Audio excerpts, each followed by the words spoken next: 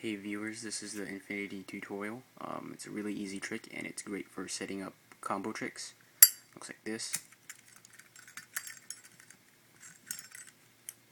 Okay, so you start off by holding it in the beginning position, which is between your middle and ring finger, and then you're going to twist it around so it ends up like this,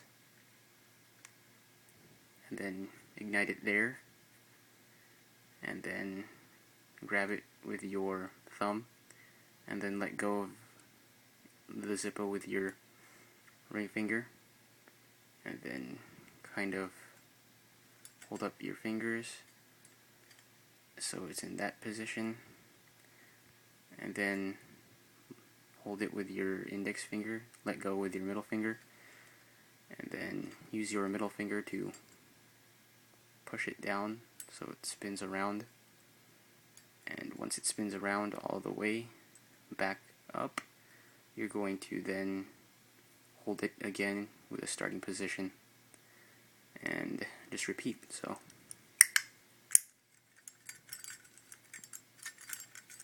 it just goes on into an infinity. So yeah.